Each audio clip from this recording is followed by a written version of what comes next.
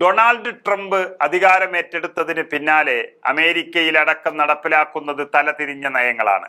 കഴിഞ്ഞ കാലങ്ങളിൽ അമേരിക്കയുമായി തോളോട് തോൾ ചേർന്നു നിന്ന് രാജ്യങ്ങളെ നേരമിരുട്ടി വെളുത്തപ്പോൾ തന്നെ ശത്രുപക്ഷത്ത് നിർത്തുന്ന നയമാണ് ട്രംപിൽ നിന്നും ഉണ്ടായത്.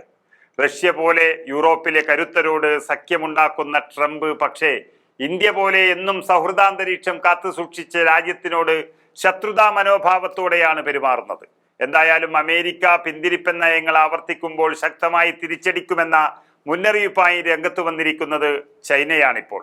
ഏഷ്യൻ ഭീമനായ ചൈനയ്ക്കെതിരെ പരസ്പര തീരുവ ചുമത്തുമെന്ന് പ്രസിഡന്റ് ഡൊണാൾഡ് ട്രംപ് പ്രതിജ്ഞയെടുത്തപ്പോൾ അമേരിക്ക ഒരു വ്യാപാര യുദ്ധം നടത്താൻ തീരുമാനിച്ചാൽ അവസാനം വരെ പോരാടാൻ തയ്യാറാണെന്ന് ചൈനയും തിരിച്ചടിച്ചു. ചൈനീസ് എംബസിയുടെ ഒരു എക്സ്പോസ്റ്റിൽ വേണമെങ്കിൽ യുദ്ധം പോലും ആകാമെന്ന നിലപാടാണ് പരസ്യമാക്കിയിരിക്കുന്നത്. US ആഗ്രഹിക്കുന്നത് ഒരു താരിഫ് യുദ്ധമായാലും ഒരു വ്യാപാര യുദ്ധമായാലും അല്ലെങ്കിൽ മറ്റേതെങ്കിലും തരത്തിലുള്ള യുദ്ധമായാലും അവസാനം വരെ പോരാടാൻ ഞങ്ങൾ തയ്യാറാണ്. ഇതാണ് ചൈനീസ് എംബസിയിൽ നിന്നും ഉണ്ടായിരിക്കുന്ന എക്സ് സന്ദേശം.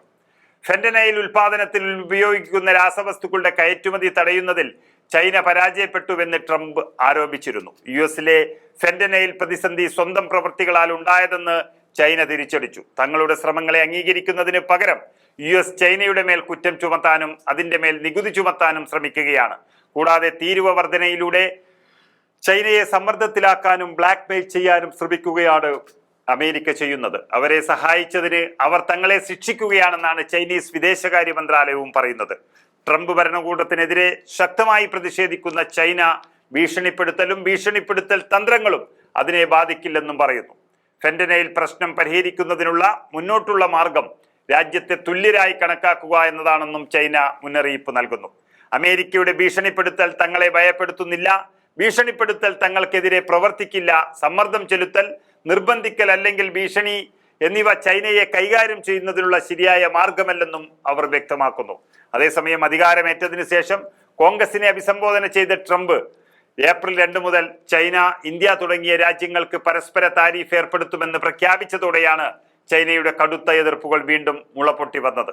എല്ലാ ചൈനീസ് ഇറക്കുമതികളുടെയും താരിഫ് 10% നിന്ന് 20%-ആയി US ഇതിനകം ഇരട്ടിയാക്കിയിട്ടുണ്ട്. ഏറ്റവും പുതിയ പ്രഖ്യാപനം ഒരു സമഗ്ര വ്യാപാര യുദ്ധത്തിന്റെ ഭയം ലോകരാജ്യങ്ങൾക്കിടയിൽ വളരാൻ ഇത് കാരണമായിട്ടുണ്ട്.